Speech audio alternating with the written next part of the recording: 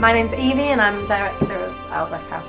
My name's Rhiannon and I'm also a director of Out West House. If you came to this show, what you would expect to see is a piece where action happens simultaneously and the audience make their own journey. So I can't really tell anyone what they would see because you choose what you see. So you make your own journey around the house and you explore the house.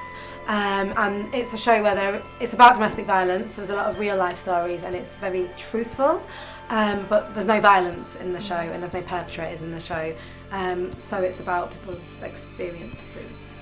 It's about the reasons why people stay and how eventually they get the courage to leave the situation. So there's a message of hope at the end.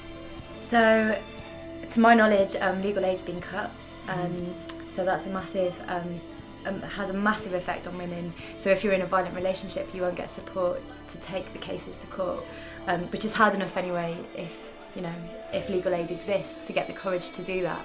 And without legal aid being accessible to women, then they remain stuck in these relationships. Yeah, I mean there's also the statistic last heard was that 200 women a day were getting turned away from refuges, and that's because there's been cuts to charities and the services that councils can provide.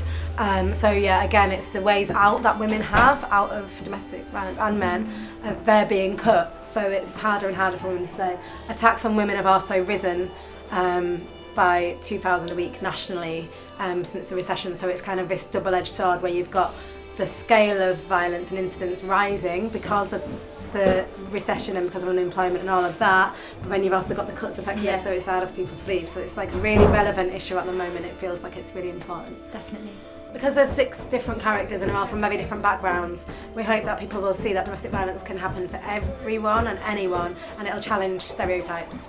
The first person we interviewed was actually my mum, so we got real life testimonies from women that had suffered domestic violence, so we both had some kind of personal history of either experiencing it or witnessing it.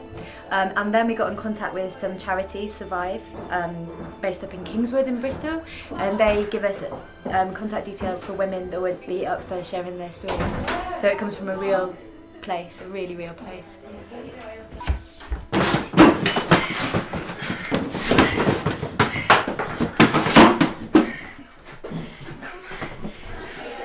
My name is Liz Simmons and I play Nicola in the play. Nicola is 28 and she's pregnant and married to a husband who she was in love with, or still is in love with really, and who had a really beautiful relationship with him for a couple of years until she fell pregnant, and then it became abusive. So she's sort of in the stage now where she's really trying to keep it going and really wants to make it work. I found lots of it really challenging. It's a really tough subject because it's something that's really real and it's something that's really important, and these are real stories and real people, and it's something that's happening all the time. It's so important to get it right and to make sure that it's truthful, and I think that's something that we all were really passionate about. Mummy ਮੈਂ ਜਾ ਰਹੀ ਹਾਂ, ਮੈਂ ਇੱਥੇ ਹੋਰ ਨਹੀਂ ਰਹਿ ਸਕਦੀ। ਉਹ ਭਾਈ ਜੀ ਨੂੰ ਤੁਸੀਂ ਮੇਰੇ ਨੂੰ ਵਿਆਹ ਕੇ ਲਾਇਆ, ਉਹ ਮੈਨੂੰ ਮਾਰਦਾ ਹੈ, ਬੱਚਿਆਂ ਦੇ ਸਾਹਮਣੇ ਮੈਨੂੰ ਮਾਰਦਾ ਹੈ, ਰੇਪ ਕਰਦਾ ਹੈ, ਕੱਟ ਕਰਦਾ ਹੈ, ਬਲੀਚ ਪਿਲਾਉਂਦਾ ਹੈ, ਤੇ ਮੈਂ ਇੱਥੇ ਹੋਰ ਨਹੀਂ ਰਹਿ ਸਕਦੀ। My name is Balvinder Sopal and I play Sophia. Sophia, summed up, is one of the most courageous in the play, I think, because she's plotting to leave from the beginning.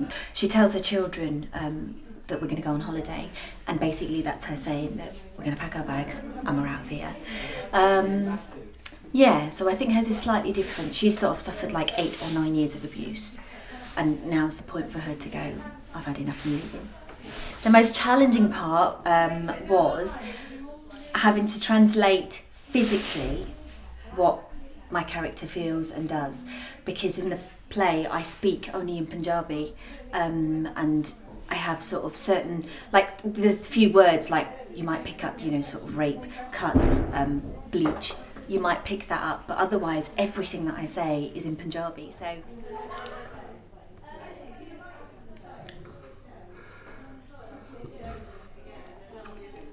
I love her.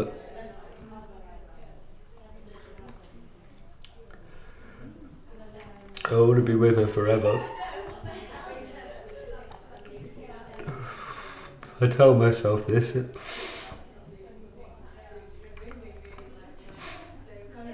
I tell myself this every night before we go to bed, but it's not the truth. It's not how things are.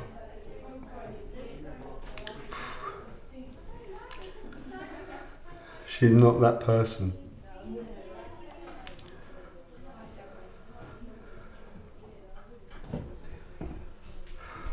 My name's Rew, and I play the character of Dan. Well, we've done quite a lot of research, sort of reading, based around the true people that the characters are based on. All the characters are based around one or two real people who've been interviewed. So I looked at sort of some of the interviews of with this guy that my character's based on.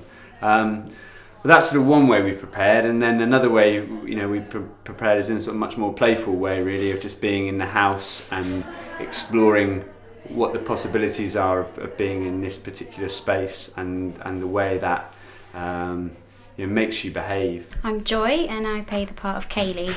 I did a lot of research that the girls provided, the two directors.